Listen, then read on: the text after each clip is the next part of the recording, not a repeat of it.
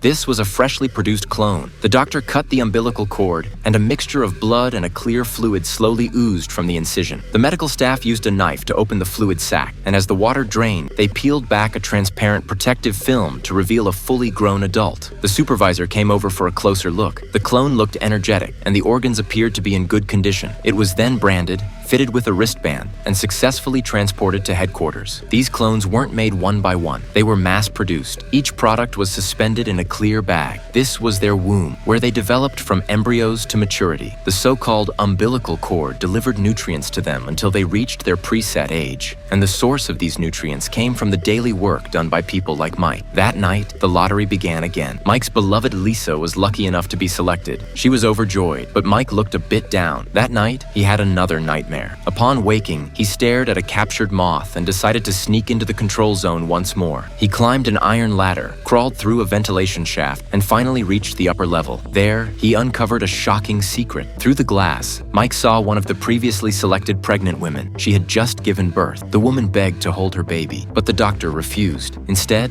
they tied down her legs and injected a substance through a catheter. Within a minute, her heart stopped. Only the doctor, holding the baby, walked out of the operating room. When Mike looked down the street, the mother was dead. Meanwhile, the newborn was handed to a couple. The woman looked exactly like the one who had just died. Mike then quietly snuck to another operating room. Inside, doctors were checking the body of a man lying on a surgical table. Once everything was confirmed normal, they activated the laser cutter. One technician marked the equipment with an electronic pen, while a mechanical arm fitted with a serrated tool began the operation. As blood started to flow, another robotic arm wiped it away. But suddenly, the man woke up.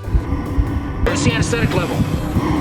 He's fighting the ventilator. I don't want to have to euthanize this guy to get his liver. The man seemed to hear the conversation and suddenly jumped up. He looked at his wounds and, still strong, bolted from the room. But during his escape, he was shot in the leg by security and dragged back. He kept screaming, "I don't want to die, I want to live. I want to go to Paradise Island." Mike, hiding nearby, realized at that moment that Paradise Island was all a lie. Because David escaped the operating room, it alarmed the highest-ranking official, the psychologist. From the surveillance footage, the psychologist quickly noticed Mike and ordered his immediate capture.